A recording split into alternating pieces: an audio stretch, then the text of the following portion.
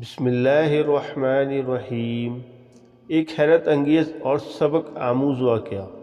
ابن عقیل رحمۃ اللہ علیہ آپ کیا لکھتے ہیں کہ میں بہت ہی زیادہ غریب آدمی تھا۔ ایک مرتبہ میں نے طواف کرتے ہوئے ایک ہار دیکھا جو بڑا قیمتی تھا۔ میں نے وہ ہار اٹھا لیا۔ میرا نفس چاہتا تھا کہ میں اسے چھپا لوں، لیکن میرا دل کہتا تھا ہرگز نہیں، یہ چوری ہے، بلکہ دیانتداری کا تقاضا یہ ہے کہ جس کا یہ ہار ہے اسے میں واپس کر دوں۔ چنانچہ میں نے مطاف میں کھڑے ہو کر اعلان کر دیا کہ اگر کسی کا ہار گم ہوا ہے تو وہ آ کر مجھ سے لے لے۔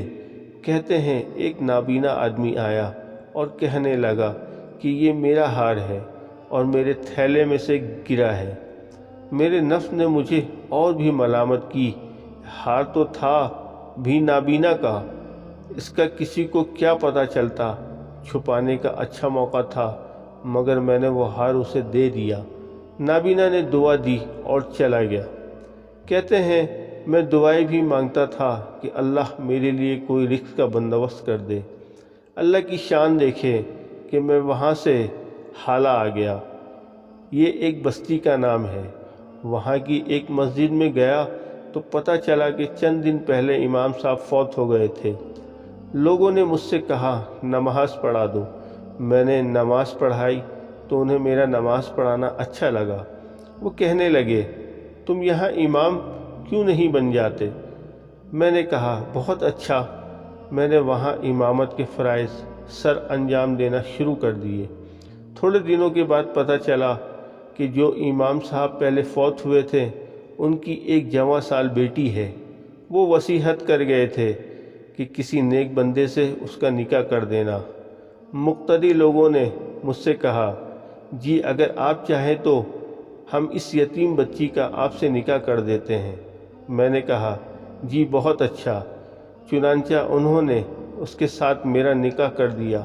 شادی کے کچھ عرصے کے بعد میں نے اپنی بیوی کو دیکھا، اس کے گلے میں وہی ہار تھا جو میں نے طواف کے دوران ایک نابینا آدمی کو لوٹایا تھا۔ اسے دیکھ کر میں حیران رہ گیا۔ میں نے پوچھا یہ ہار کس کا ہے؟ اس نے کہا یہ میرے ابو نے مجھے دیا تھا۔ میں نے کہا آپ کے ابو کون تھے؟ اس نے کہا وہ عالم تھے، اس مسجد میں امام تھے اور نابینا تھے۔ تب مجھے پتہ چلا کہ اس کے ابو وہی تھے جن کو میں نے وہ ہار واپس کیا تھا۔ میں نے اس کو بتایا کہ یہ ہار تو میں نے ان کو اٹھا کر دیا تھا۔ وہ کہنے لگی آپ کی دعا بھی قبول ہو گئی اور میرے ابو کی بھی دعا قبول ہو گئی۔ میں نے کہا وہ کیسے؟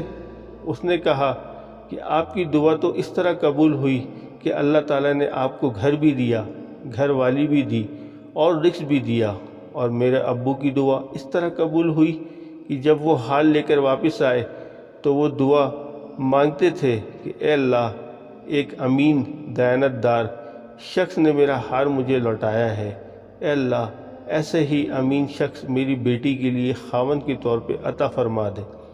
اللہ نے میرے باپ کی دعا قبول کر لی اور آپ کو میرا خاوند بنا دیا۔ تو مخلص بندے کا کام اللہ تعالیٰ کبھی رکنے نہیں دیتے، اٹکنے نہیں دیتے، بلکہ اس کی کشتی ہمیشہ کنارے لگا دیا کرتے ہیں۔ شکریہ۔